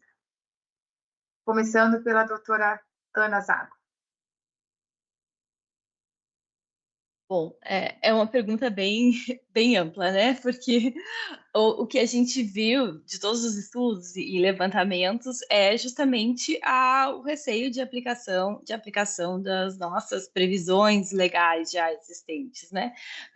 Coação moral irresistível, estado de necessidade, sem a necessidade de aplicação da própria não punição. Mas eu vou um pouquinho além e eu considero que até a doutora Estela Scampini adiantou um desafio no sentido de sensibilização mesmo, sensibilização dos atores processuais e dos operadores da própria rede do enfrentamento ao tráfico de pessoas em relação ao tema. E essa sensibilização ela vai resultar em uma maior produção de provas, em um maior reconhecimento do tráfico de pessoas no âmbito desses processos, e eu acho que futuramente a gente vai ter condições, inclusive, a partir dessa sensibilização, inclusive, de proceder a algumas revisões criminais, em virtude tanto dessa sensibilização que vai resultar em produções de provas e que, portanto, vai resultar na aplicação em mais casos concretos. Obrigada, Ana. Eu também identifico que talvez um dos nossos maiores desafios esteja na sensibilização, né? É incrível quando a gente fala de tráfico de pessoas, eu sempre dou esse exemplo. O nosso primeiro caso de resgate, nosso primeiro resgate, né, de uma vítima de trabalho escravo doméstico no Brasil aconteceu em 2017. Isso nos diz muito, né, porque é uma prática que está aí há centenas de anos no país e a gente só conseguiu identificar e resgatar uma vítima recentemente. Então, o quanto a gente precisa avançar em termos de ter um olhar atento e conseguir enxergar o crime e nesse passo, né, a gente pensa nas vítimas aí de tráfico que carregam drogas dentro do próprio corpo, quer dizer, quem se sujeita a isso, né? Se não uma pessoa numa situação de vulnerabilidade extrema. Então, eu acho que é um caminhar que vai vindo talvez mais devagar do que o desejado, mas aos poucos a gente tem avançado e espaços de diálogo como esse, que a gente vê várias instituições aqui presentes, acho que é muito importante para que a gente continue avançando, né? Obrigada, Ana. Passo a palavra à doutora Estela. Obrigada, Ana. Eu concordo, eu acho que a questão da sensibilização ela é muito importante. É que não tem um só, né? São vários, né? São vários aspectos. Mas eu acho que aqui no Brasil, e também não é uma característica só nossa, viu? Em todos os países a gente verifica também essa questão. Há uma cultura da exploração. Aqui no Brasil, o que nós temos? Uma cultura da exploração laboral, uma cultura da exploração sexual, né? E isso vai mudando.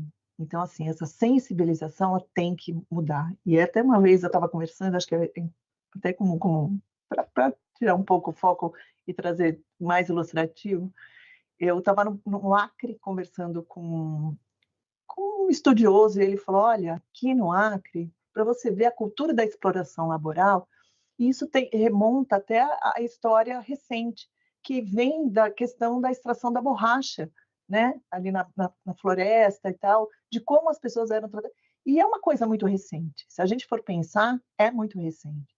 Então, assim, é uma coisa. Por isso que a gente fala, e eu acho que a gente está na mesma linha nesse sentido. A gente tem que falar sempre né, sobre o tráfico de pessoas, sobre essa questão da exploração, do trabalho escravo. Tem que falar sempre, porque a gente ainda enfrenta muita questão da cultura da exploração, né? É uma cultura que ainda é presente, muito presente no Brasil, e já vi a questão das trabalhadoras domésticas, né? Que ainda em muitos lugares vivem aí numa situação análoga à escravidão, mas que são, em tese, consideradas como membros de família, né? Então, assim, acho que essa questão da sensibilização é importantíssima, e da produção laboral também, da produção probatória também, né? Eu acho que a gente tem que reforçar, dar atenção para esses casos, que não se tratam de um caso a mais, dentre aquelas centenas que nós temos, e todos sabemos o volume de trabalho que nós temos, mas eu acho que são casos que merecem uma atenção no sentido de um reforço nessa produção probatória. E agora eu queria trazer também uma questão que é um diálogo institucional mesmo, a respeito da complexidade que é a produção de provas pela defesa, e hoje em uma cultura que a gente cria, que é uma cultura de demandas de massa.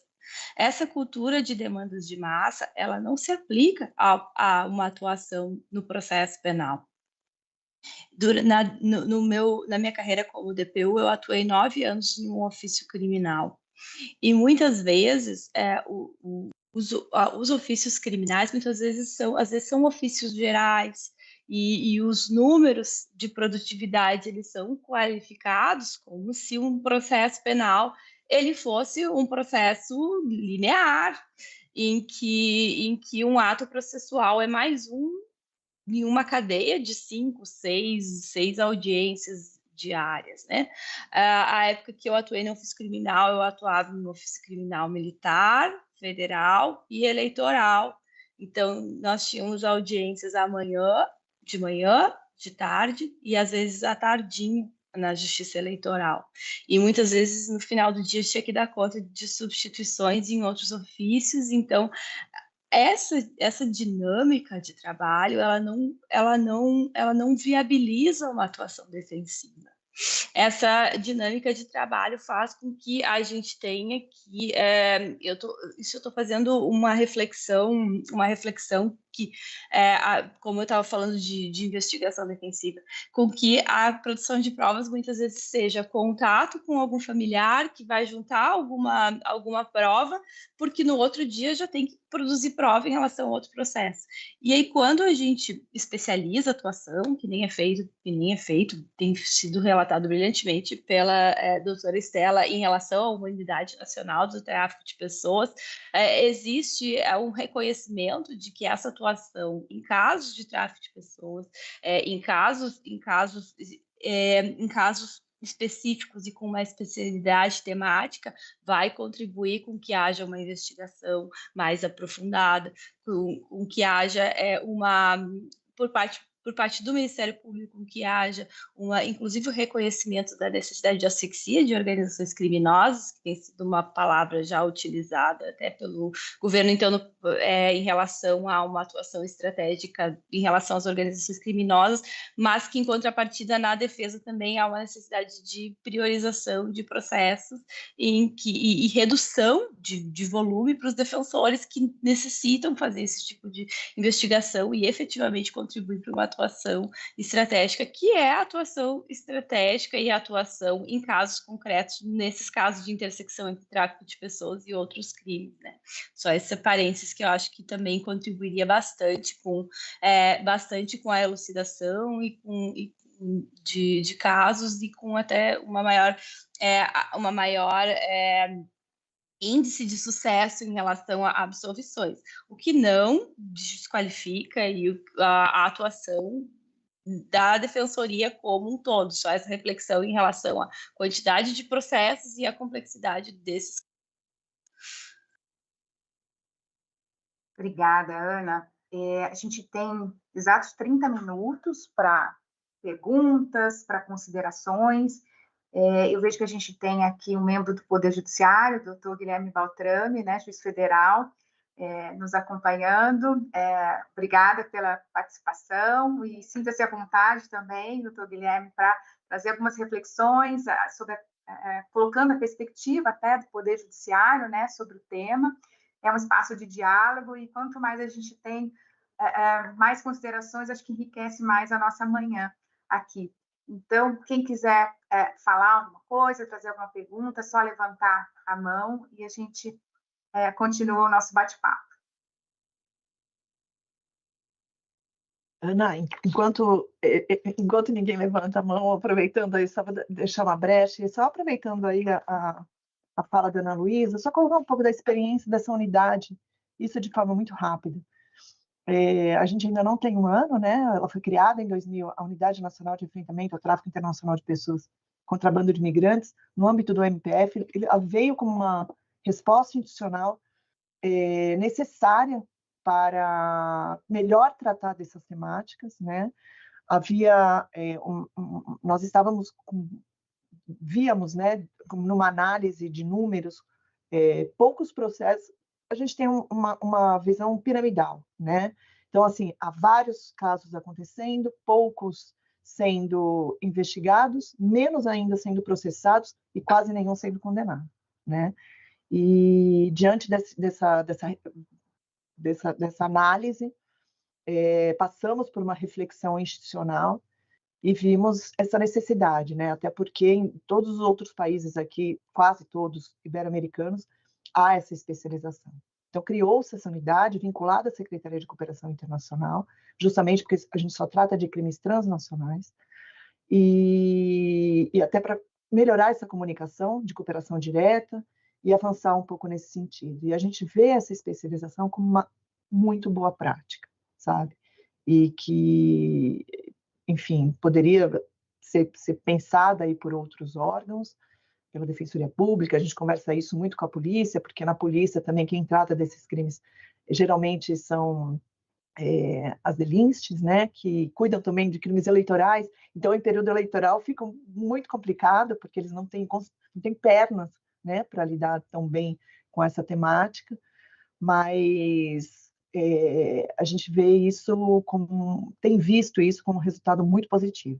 Mas só para deixar essa mensagem, não sei se vocês pensam muito em obrigada.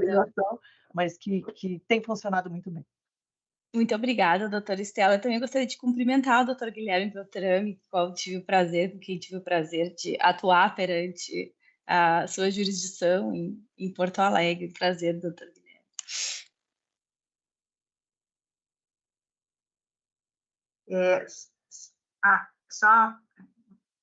Só complementando, doutor Guilherme, um momentinho a fala da doutora Estela, o quanto a gente está quando eu tenho falado, né, sobre a especialização, a necessidade de especialização de ofício também na DPU, e apesar de toda a dificuldade da gente conseguir, numa instituição que é pequena, né, que tem um volume de trabalho enorme, como é a Defensoria, conseguir especializar alguns ofícios, mas temos, enquanto grupo de trabalho especializado na assistência às vítimas de tráfico de pessoas, temos cada vez mais entrado em contato com defensores que estão atuando em casos, né, que envolvam vítimas de tráfico. Temos acompanhado a entrevista com essas vítimas e o quanto isso tem surtido muito efeito. Então, realmente, esse caminho da especialização é um caminho muito importante que a gente precisa refletir e colocar como uma das metas principais aí da instituição. Obrigada, doutor Guilherme, pela presença e sinta-se à vontade aí para trazer suas considerações. Bom dia. Estão me ouvindo? Sim. Bem, eu vou ficar bem à vontade, então, para não fazer uma pergunta, mas trocar uma ideia, porque, de fato, faz alguns anos, por algumas razões, tenho algum contato com o tema, e atualmente até pego o comitê do CNJ sobre tráfico de pessoas, exploração de trabalho escravo, condição análoga de escravo, e, de fato, essa questão posta da sensibilização, ela é bem severa, e como sabem, né, foi dito, a invisibilidade desse crime e a falta de empatia. Eu acho, depois de algum tempo para cá, No judiciário, por exemplo, nós temos as varas especializadas do ambiental, nós tivemos vara especializada de sistema financeiro, etc. Mas esse delito, ele não é reconhecido, ele não é visto. E até é uma das questões que está em debate, se seria viável, interessante a justiça ter as especializações de varas para esse tema, que leva a alguns problemas de sempre. Quando especializa, distancia para atendimento, coisas assim, mas até eu aí isso colocaria como um questionamento na perspectiva de quem está vendo de fora do judiciário, né? Para Estela, doutora Ana, o que seria mais visto como mais interessante, o trabalho mais intenso na conscientização pulverizada, digamos assim, e aí a proximidade dos locais de jurisdição, ou efetivamente o trabalho de especialização também de unidades jurisdicionais, né? Qual a perspectiva? Até me parece que foi dito algo nesse sentido, mas o que lhes parece? Ana, quer?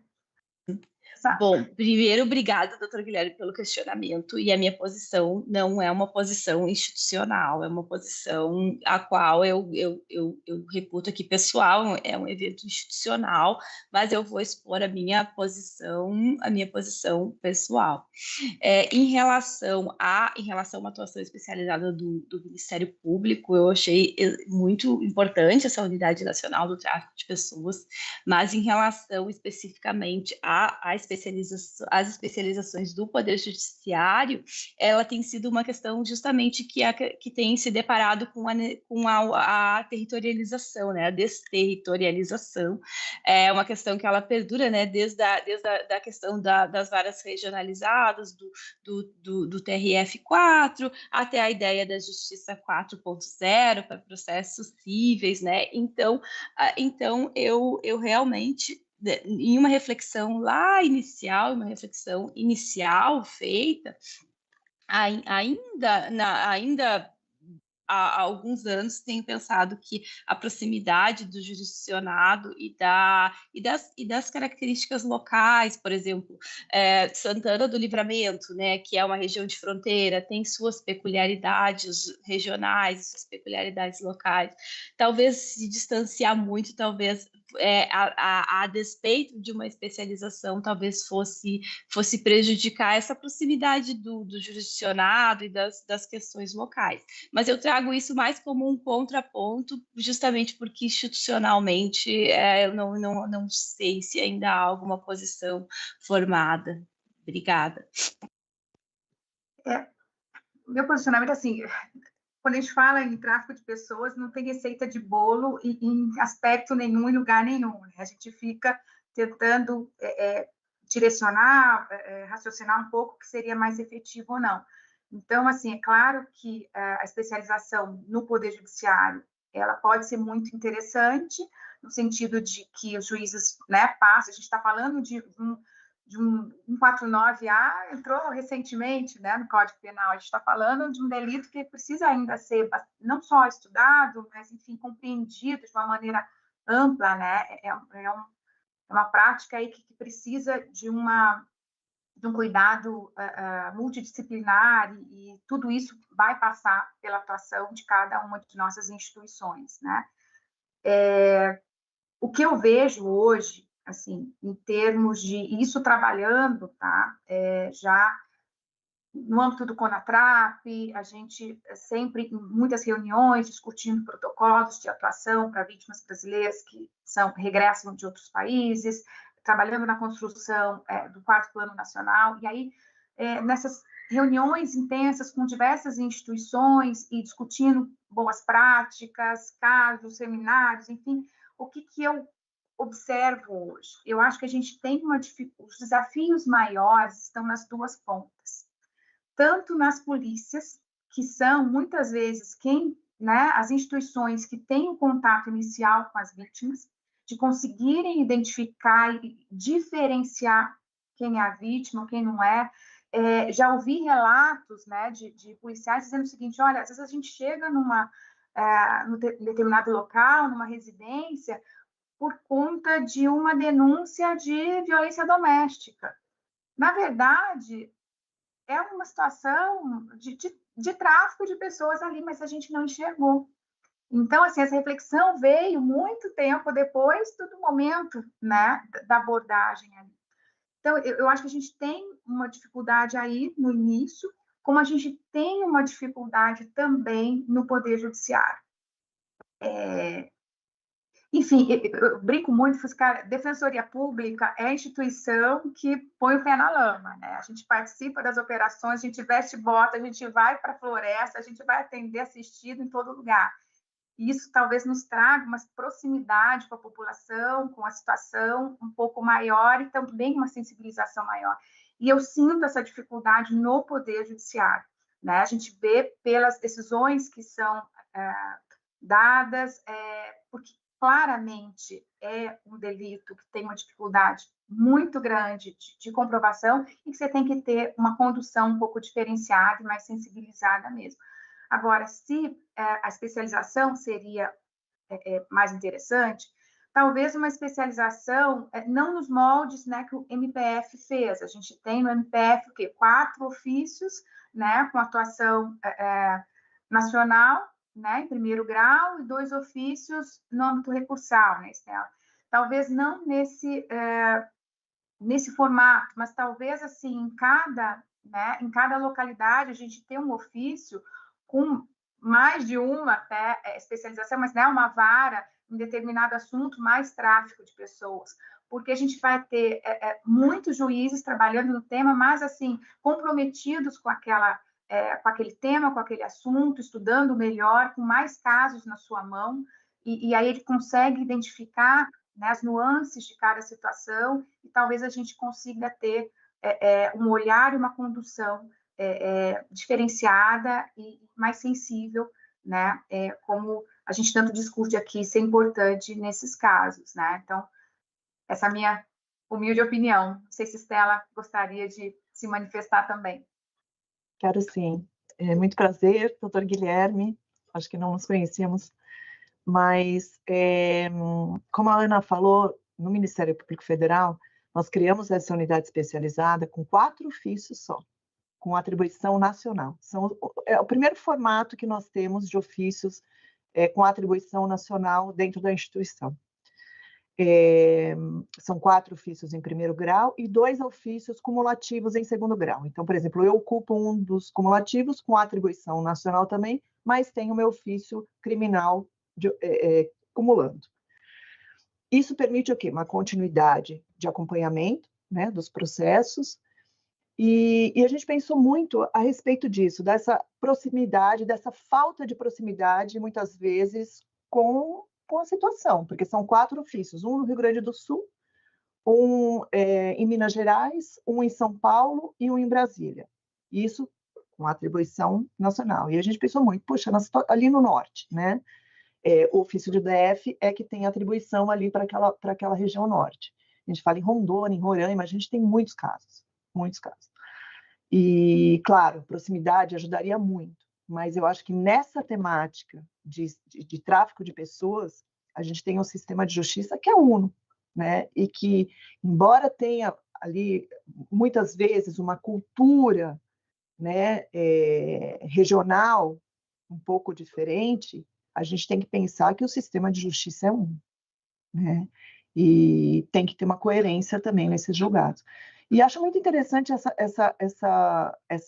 e vejo essa sensibilização do judiciário também, até pelo CNJ, com a criação agora das comissões judiciárias, né, junto aí nos estados, a criação do FONTET, né, dessas reuniões que tem tido, e tenho conversado muito até com alguns desembargadores, e alguns são contra a especialização, porque falam, nossa, às vezes a carreira do judiciário é tão estagnada, muitas vezes pode ser que se remova para lá um juiz que nem tem tanta afinidade com o tema, mas está interessado ali em determinada região, em determinado ofício, e ali poderia causar um estrago. Mas eu não consigo ver dessa forma. Eu consigo ver que, na realidade, o sistema de justiça ele tem um grau recursal, então, mesmo que aquele juiz não seja alinhado ali com algumas interpretações, até como eu falava no início, interpretações nessas diretrizes de direitos humanos, nessas diretrizes internacionais que nós aplicamos aqui, mas que haja que possa ser feita, por exemplo, uma oitiva mais sensibilizada, né? E a gente sabe como é o cotidiano do judiciário, e que nós atuamos ali como atores também, às 4, 5 audiências por dia. A primeira pode ser de delito contra a ordem tributária, a segunda audiência pode ser de um crime de descaminho, a terceira de tráfico de pessoas. A forma de perguntar é totalmente diferente, né? Essa necessidade de uma escuta mais alinhada, uma escuta qualificada, é muito, e às vezes naquele embalo, né, de tantas audiências, acaba passando.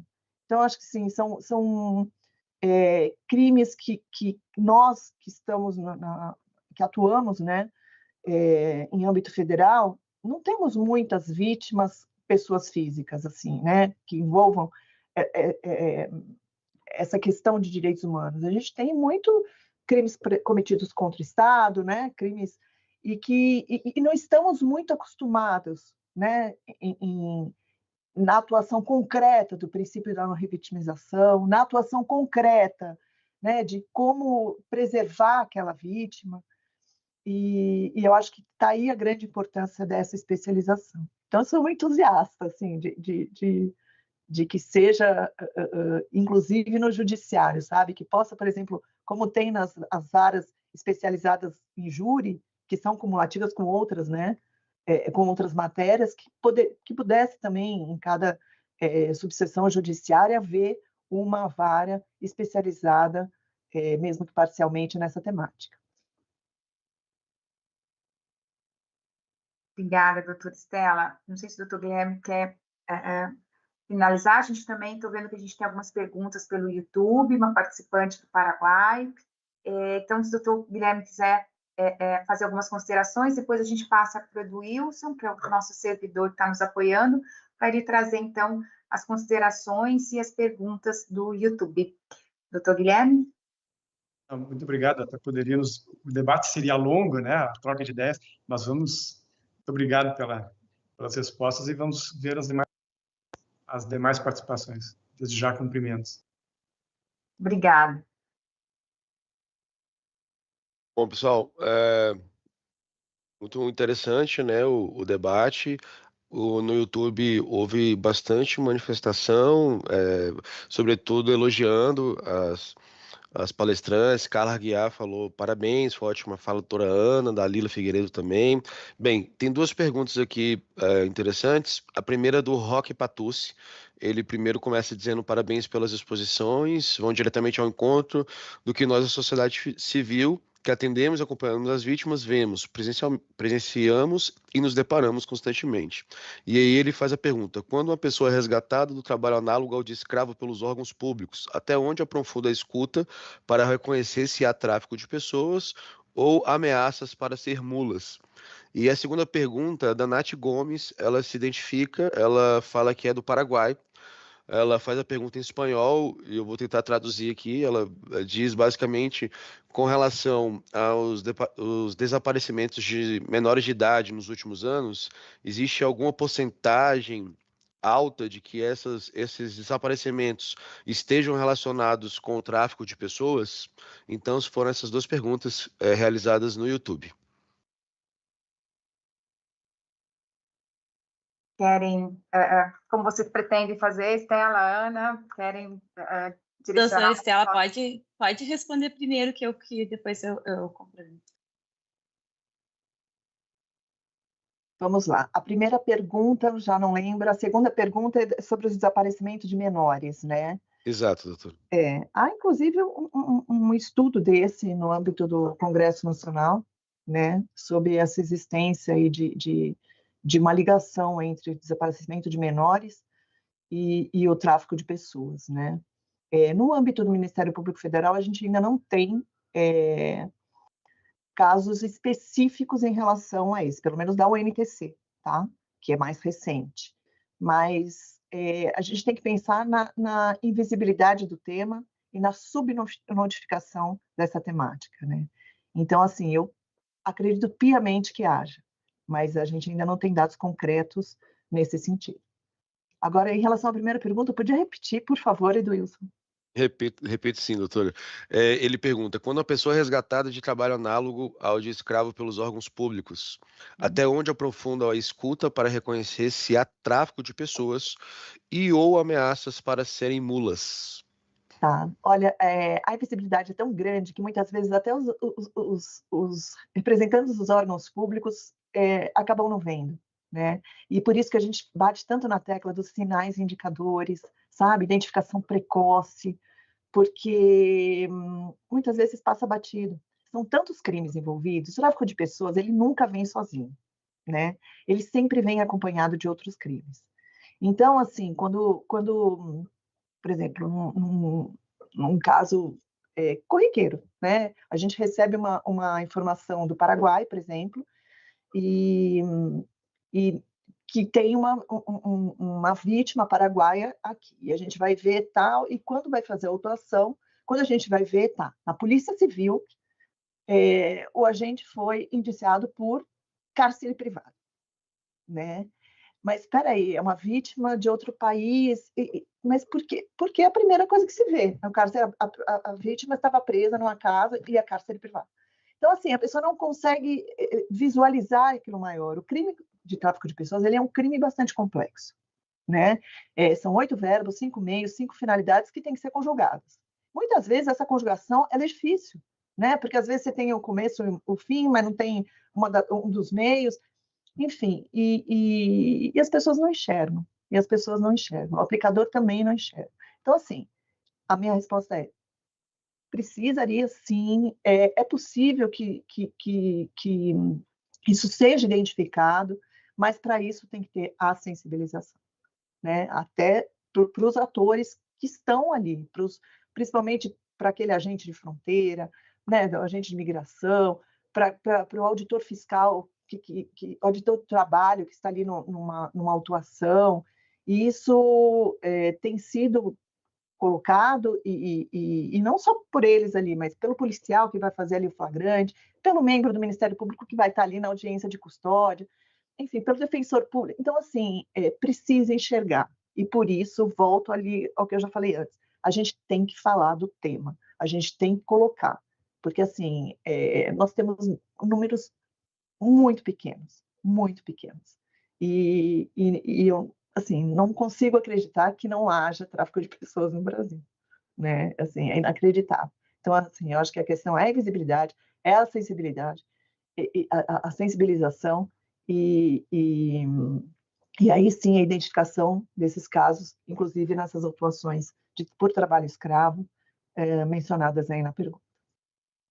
Eu queria aproveitar em relação a essa pergunta, só para trazer e divulgar o fluxo nacional de atendimento às vítimas de trabalho escravo do Brasil, porque em relação à escuta qualificada, ao atendimento, tem essas diretrizes, tem os atores envolvidos, prevê a participação da DPU para fazer essa escuta e também para encaminhamento para autorização de residência e outros encaminhamentos, então, que eu recomendo fortemente, porque em relação à exploração laboral, ele já traz um norte bem interessante.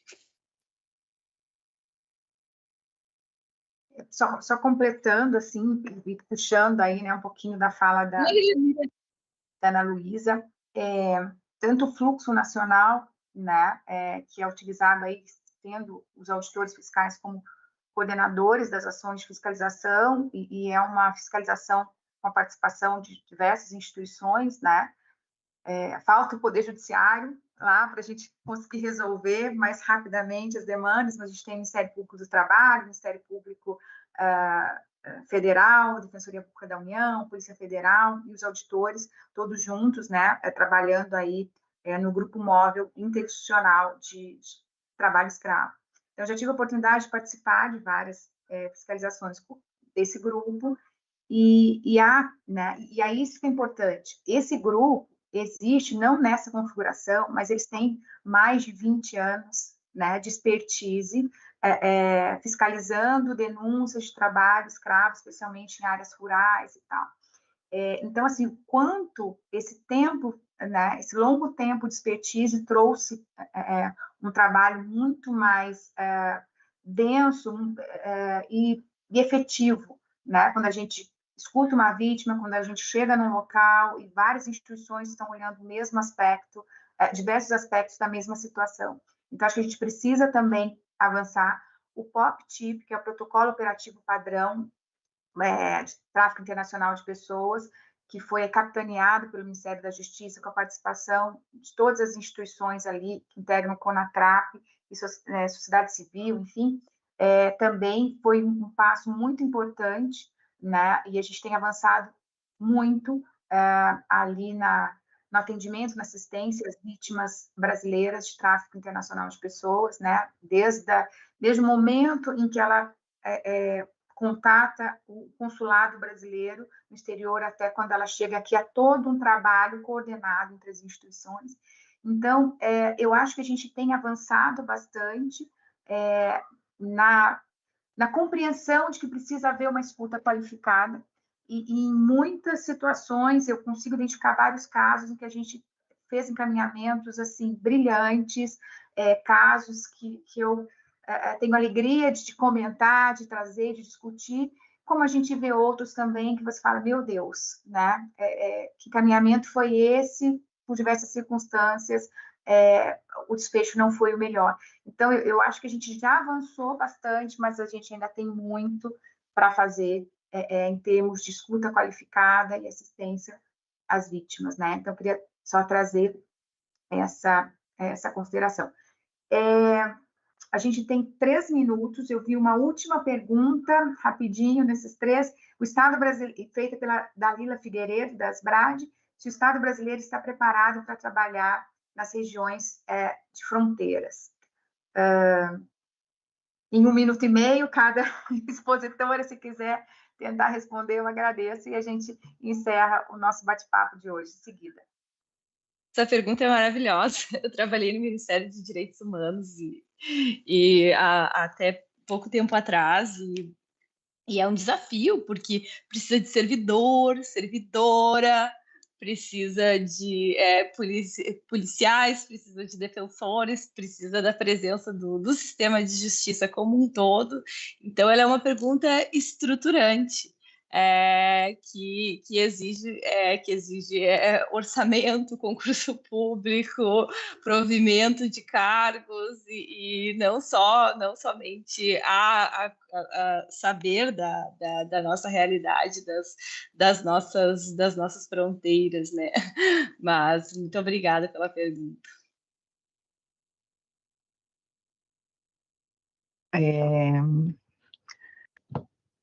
Foi a Dalila quem fez essa pergunta, foi ótimo. Eu quero cumprimentá-la aqui. Dalila, um grande abraço a você.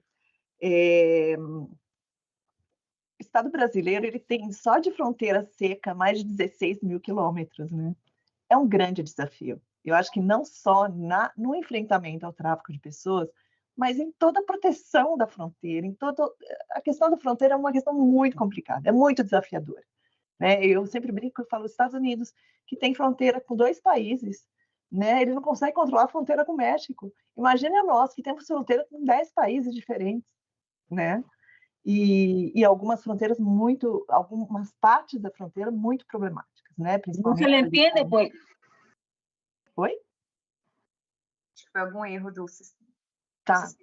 E temos ali uma região de fronteira muito problemática, principalmente ali na região de Mato Grosso do Sul, né, com o Paraguai, uma região bastante sensível, né, onde a criminalidade organizada é bastante atuante, e é o que eu vinha mencionando, assim, o tráfico de pessoas ele nunca vem desacompanhado. Naquela região a gente tem uma incidência muito forte de tráfico de pessoas, a questão envolvendo o tráfico de drogas, né? Nós tivemos 2 equipes conjuntas de investigação ali para apuração de uma questão de indígenas brasileiros que eram aliciados para trabalhar em lavouras de maconha no Paraguai, né? Mas ali o que a gente verificou justamente não foi um caso específico, era um fenômeno criminal. Então, assim, voltando e querendo ser muito objetiva na resposta, eu não sei se nós estamos preparados, nós temos esse grande desafio, né, em relação ao tema de tráfico de pessoas, assim como em outros temas bastante importantes, como até de segurança pública. E esse tema também tem uma interface com os direitos digitais, né? Porque tem sido colocado como uma alternativa à vigilância digital das fronteiras, que são não só drones, né?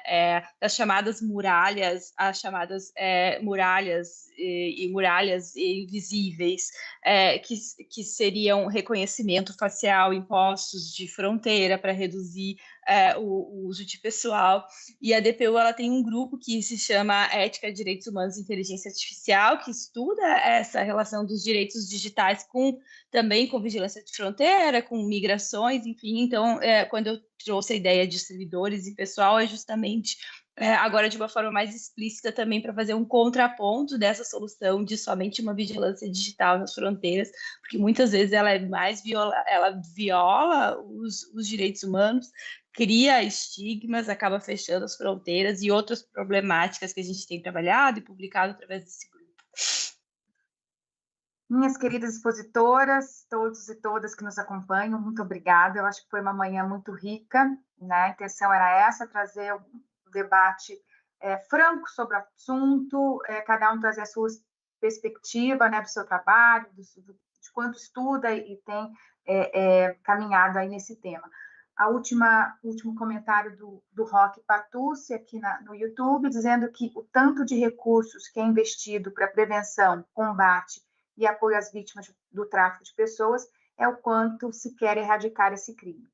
Se não tem recursos para isso, ou seja, então fica essa reflexão mesmo de que a gente precisa pensar em recursos, né, suficientes também para a gente trabalhar um tema tão complexo num país com a extensão territorial que nós temos e tantas diversidades culturais, tantos desafios aí socioeconômicos também.